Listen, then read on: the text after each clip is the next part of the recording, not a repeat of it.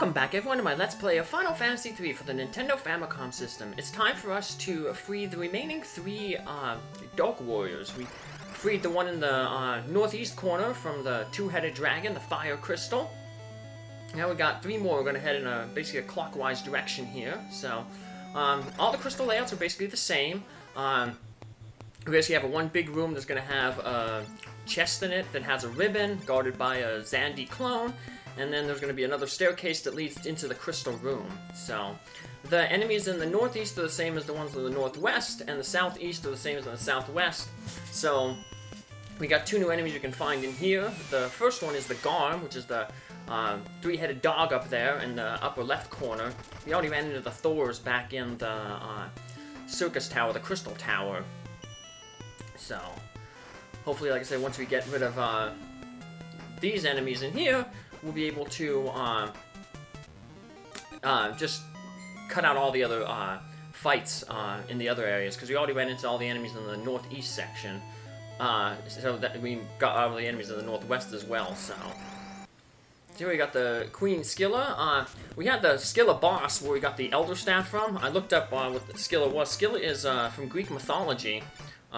It was a monster who lived on the side of a narrow channel of water. And she had a counterpart, Charybdis, and basically it was in the Odyssey.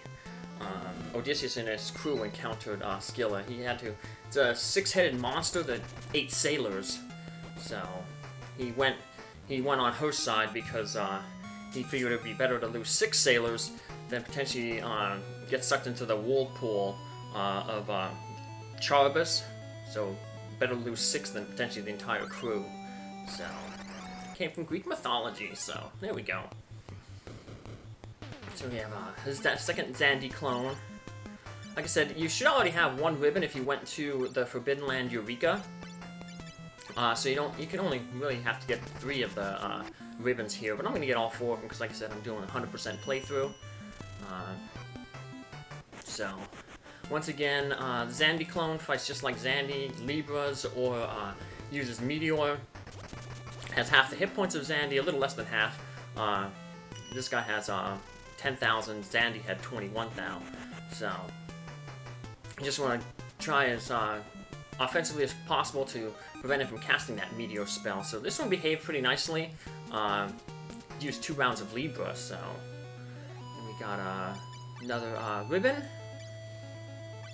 Get through that on Tupelo. The remaining bosses that we got here, they're all basically going to be using magical attacks, so the ribbon will be a little bit better, gives some better magical resistance than the crystal helmet. So I'm going to head back this way. It's a little shorter because we have 2 little shortcuts here. One block north and 1 block south of the middle block there is a hidden passageway. So we avoided having to wrap around there. And here we are with the Dark Earth Crystal. We got a pretty tough boss here. So, probably the second toughest. The Flood of Darkness will soon be complete. No one can escape. And it's the Ahriman. And this guy casts a lot of spells, all basically multi-targeting. He casts the non-elemental Meteor. He casts the Earthquake. He cast Flame, Snowstorm, and Lightning, and all of them are all multi-target. They'll hit every single character in our party. So, Tangeweenie and Baby Moo are going to have to be getting on the Kiraja duties. So, he can also sometimes cast the Cure spell on himself. That's probably even a little bit of a blessing, though, because we're doing so much damage to him based on when we hasted Fang and Tupelo, that he won't be able to keep up if he just used the Cura spell. So we actually almost want him to do that, rather than hit us with really powerful spells. So yeah, you can see how dangerous those are, especially for Fang. They're taking a lot of damage. Fang does not have the ribbon yet, so definitely want to keep our sages up, give them priority healing, because if one of the ninjas get knocked out like how Fang did right there, the sages can cast the Arise spell, which will restore a character back from the KO status with full hit points. So you're basically getting the character back on their feet like the Phoenix Down, but instead of like 6 hit points like the Phoenix Down gives, you'll max out their hit points. So we'll see that right here. Fang is back on his feet and at full hit points. So once again, you see how just more effective that ribbon is at cutting down that damage. Tupelo not taking much damage. Fang is really the only one who's lacking the ribbon, so. But we'll get the 4th ribbon in the southwest corner then. So. But I figured even without that last ribbon, I guess probably the easier thing would have been maybe to go to the upper left. That's the weakest of the bosses, the Cerebus boss, but we'll be okay. So just cast a little bit of extra offensive there. I didn't expect him to use Meteor, but he came back. So yeah, it's not like Final Fantasy 1, where the enemies had like a script where they'd have their spells and they go through those entire spells.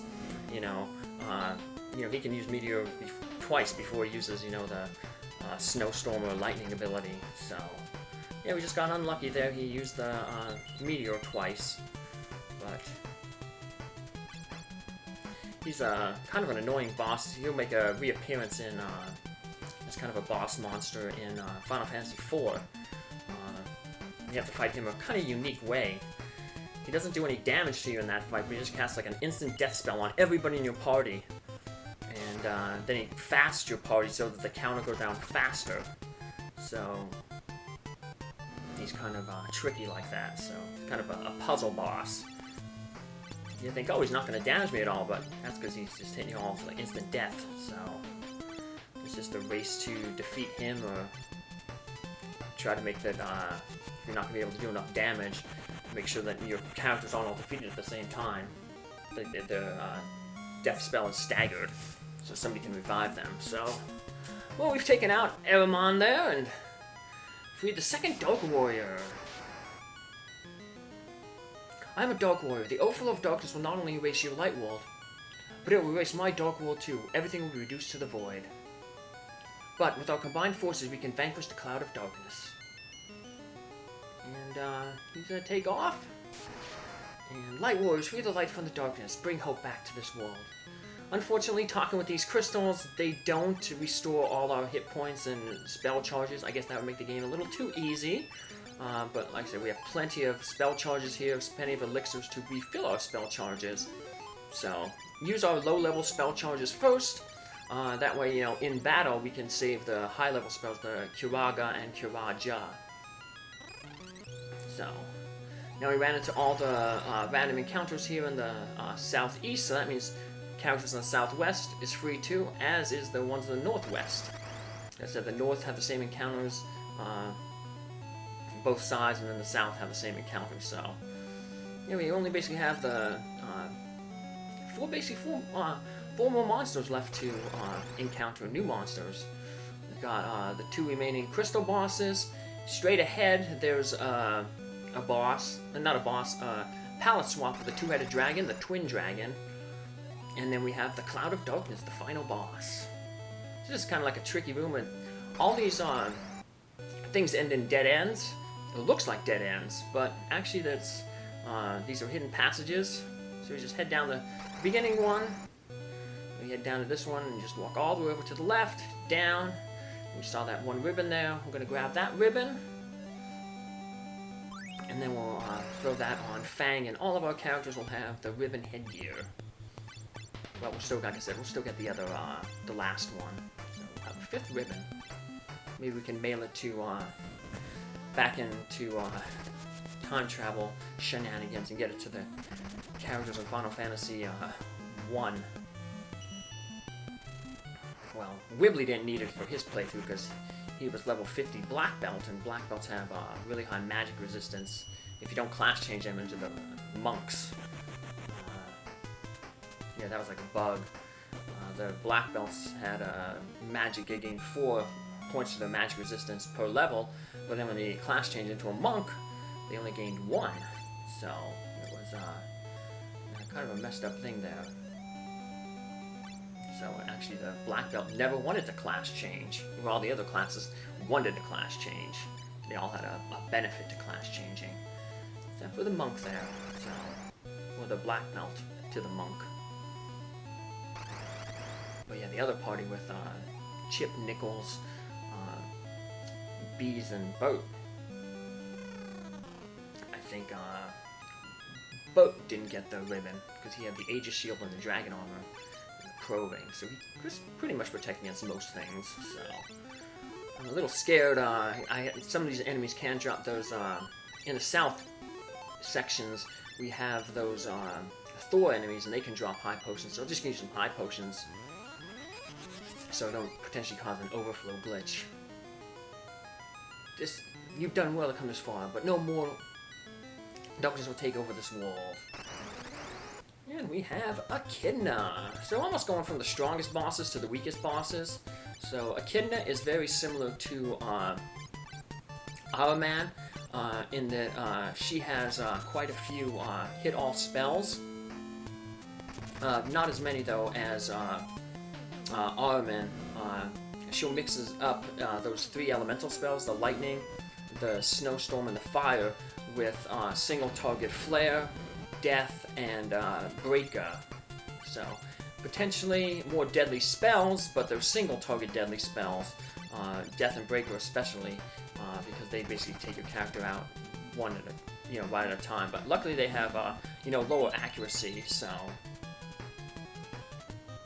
she can also use a drain spell, which will heal her. So basically she replaced Araman's Cure spell with the drain spell, which is actually worse because for us, because drain heals her and deals damage to us.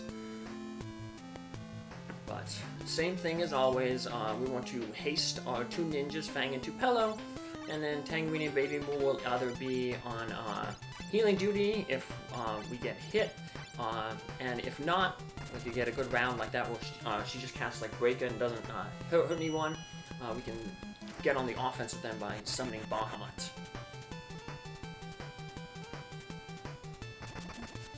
So now if you have a whole bunch of shurikens, I was limited in the amount of shurikens I had because I didn't do any level grinding, and I didn't have a whole bunch of money, so it's more money grinding as opposed to my test run. My test run finished at level 60. This one's going to finish at like level 51. So you have basically 10 levels of more money. But you can equip the shurikens, but as you can see here, you don't really need the shurikens. If you're limited in shurikens like I am, you want to save your shurikens for the end, the Cloud of Darkness. So, because all the Cloud of Darkness does is that particle beam that hits everybody for a lot of damage. I'm a Dark Warrior. When dark or light overflows, the Cloud of Darkness is reborn to bring the void. But the hope within light and dark can stop this. With my darkness and your light, let us fight as one. Crystal Signs is light. And they all say the same thing, free the light from the darkness. So,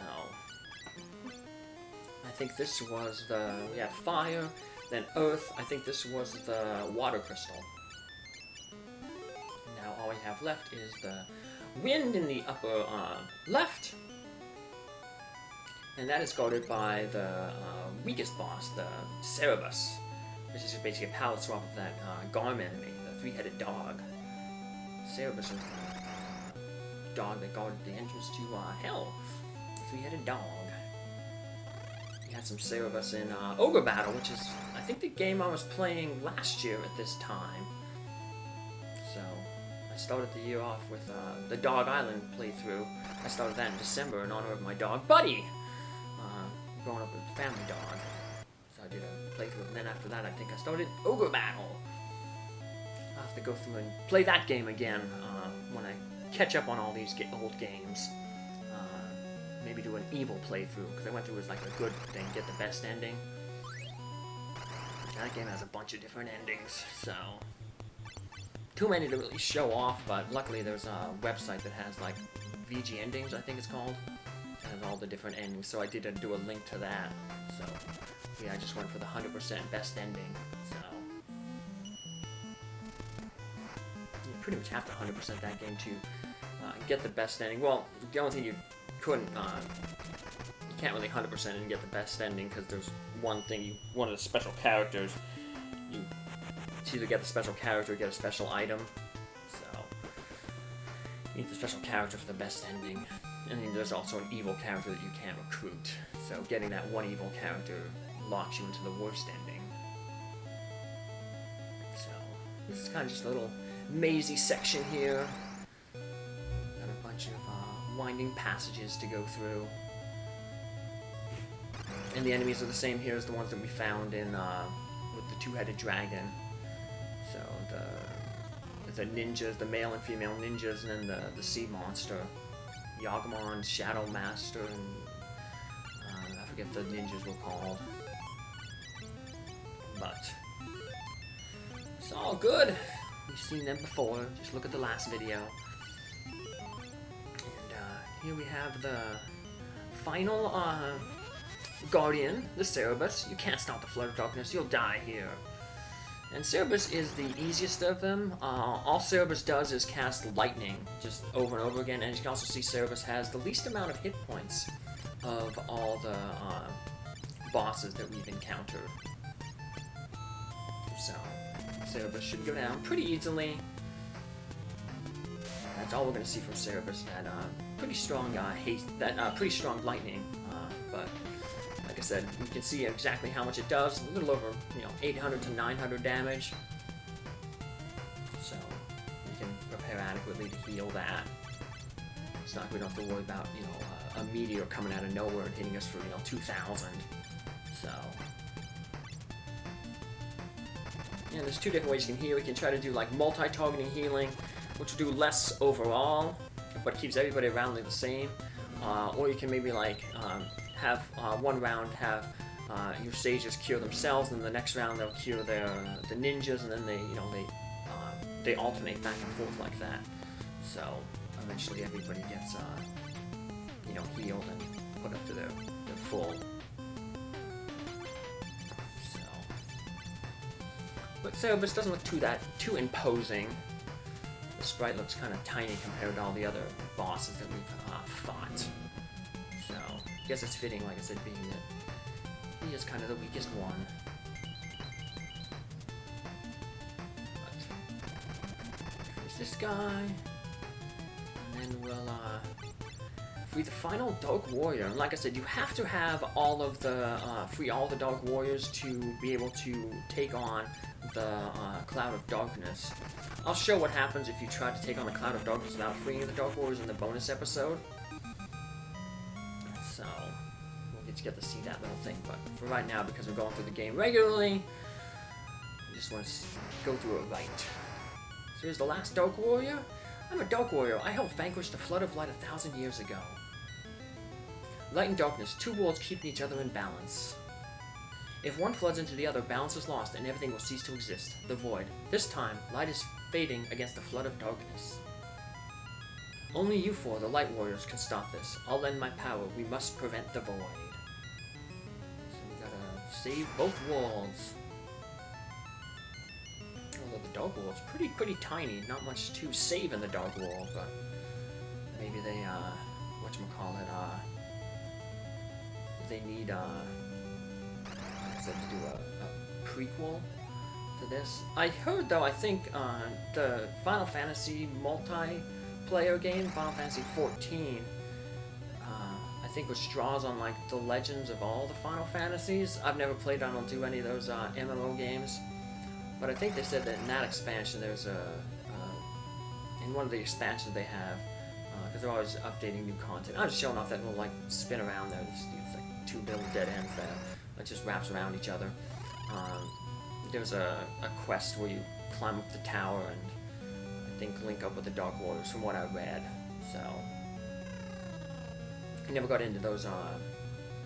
First of all, I don't really like 3D games, and two, like especially like subscription games. You'd be paying. It's not like these games like what I grew up with that you pay for it once and then you're done. You pay your initial $40 to $60 depending on the game, and you have it for all time. you know, these games, you know, you have to pay like a monthly fee, you know, so you buy the game, install it, and then, you know, there's the fee, I guess, to link up to the server where they host all the stuff. So there's the final regular enemy, the twin dragon, palette swap of that two-headed dragon that we fought. And what through here? We get into the final room, and straight ahead of us is the Cloud of Darkness, the final enemy in the game. So we just want to make sure that we heal ourselves up. Like I said, we want to use all our lower level spells to get us to full hit points. This is where all the elixirs are going to come in handy, because elixirs heal you to full. I'm not trying to see if I can get through without using any of the elixirs. But, you know, for actually in battle, we want to keep those Kiraga and Kirajas. That would be the only thing we'll be able to keep up with. The Cloud of Darkness's attacks. And we'll be seeing those attacks next episode. Take care. Have a good day. Bye.